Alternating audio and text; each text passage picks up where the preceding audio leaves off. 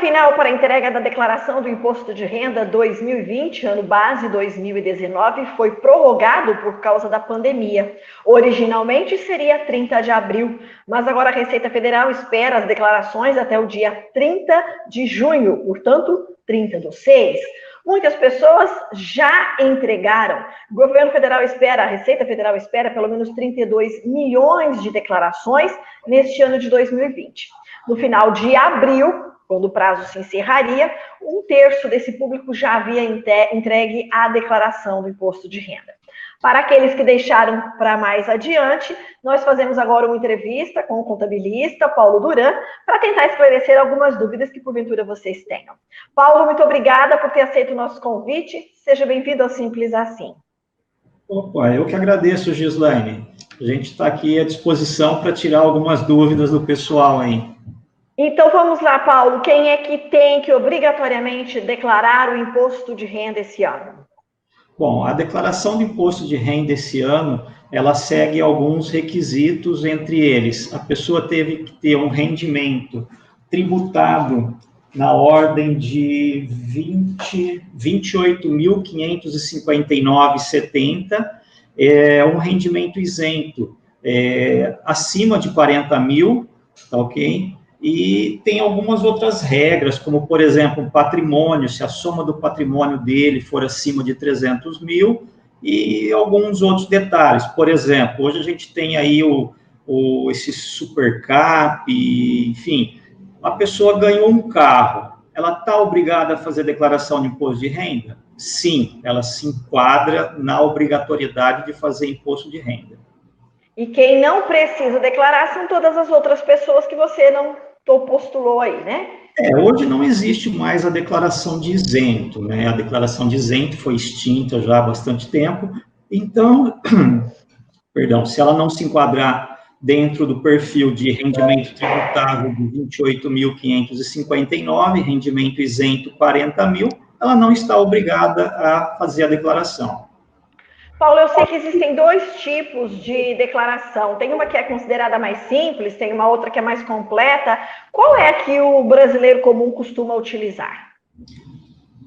De um tempo para cá, com essa informatização, hoje, automaticamente, o programa define o que é melhor para o contribuinte fazer. Se é ele ter o desconto, que a gente chama do desconto simplificado, de 20%, tem até um teto limitado de 16 mil e alguma coisinha, ou se compensa ele utilizar as deduções, né, dependentes, plano de saúde, etc.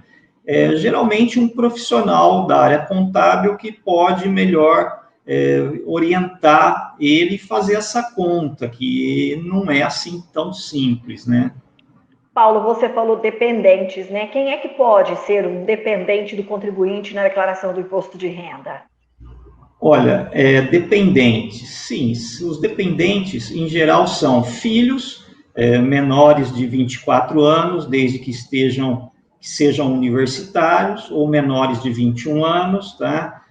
Pais e avós que receberam de rendimento tributado o valor de 22.847. Tem esse detalhe, porque às vezes ele recebe um salário mínimo, recebe 2 salários mínimos, e aí geralmente essas pessoas têm uma caderneta de poupança, essas coisas, e na caderneta de poupança tem um rendimento isento. Então tem que tomar muito cuidado com esse tipo de dependente, principalmente, tá? E também tem aqueles dependentes, por exemplo, que às vezes o avô que paga a pensão para o neto. E ele fala, é meu dependente. Não, não é considerado, a não ser que ele tenha a guarda legítima desse dependente, senão não pode ser colocado como dependente. Paulo, o que é possível deduzir da declaração do imposto de renda dos meus gastos com saúde ou com educação, por exemplo? Aí nós podemos, na declaração de imposto de renda, a gente pode deduzir, no caso, o dependente, que é o valor de 2.275 este ano. Os gastos com saúde não tem limite, tá?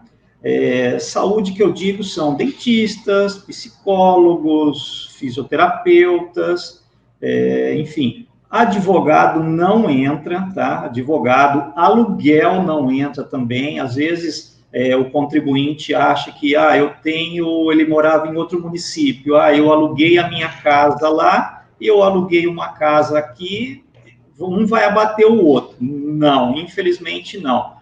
O aluguel que você recebe, ele é rendimento tributável, só que o aluguel que você paga, ele não é tributável.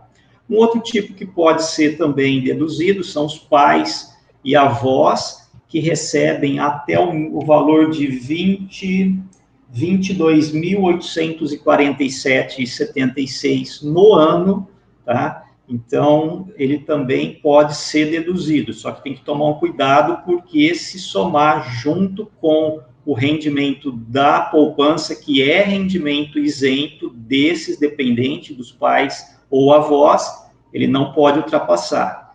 Se ultrapassar, não pode ser limite. E também o limite de 12% em previdência privada. Esse 12% é sobre o rendimento. Paulo, MEI e autônomo também precisa fazer declaração. Olha, o MEI acontece o seguinte: o MEI, legalmente, ele tem como rendimento tributável um salário mínimo, ok? Só que se ele faturar durante o ano ou durante um mês, vamos dizer, em torno aí de 5, 6 mil reais, ele vai acabar se enquadrando na obrigatoriedade, porque a diferença do valor de 1.045 esse ano, mas o ano passado era 945, se não me engano, ele vai acabar estourando, se enquadrando, quer dizer, nos 40 mil de rendimento isento. Então, quer dizer, ele teve um rendimento de R$ 1.000 por mês, que dá em torno de 12 mil, porém, o restante entra como lucro isento, e aí, na pessoa física, ele pode ser obrigado a declarar. Então, se ele é MEI, nesse caso, autônomo, e ele não alcança esse limite, ele pode fazer uma declaração enquanto pessoa física? Sim, ele Ou pode. Ou nem precisa declarar? Ele não está, aquilo que eu falei, talvez ele não esteja obrigado, dependendo do faturamento dele. Vamos imaginar que se ele faturou 30 mil no ano, ele não vai se enquadrar na obrigatoriedade. Porém, o que acontece? Às vezes, para um cadastro, seja ele bancário, ou seja junto a um fornecedor, alguma coisa, ele talvez precise dessa declaração de imposto de renda. Paulo, nosso tempo já está acabando, mas eu tenho mais duas perguntinhas. O que acontece se o contribuinte não entrega a declaração e ele está obrigado a fazê-la?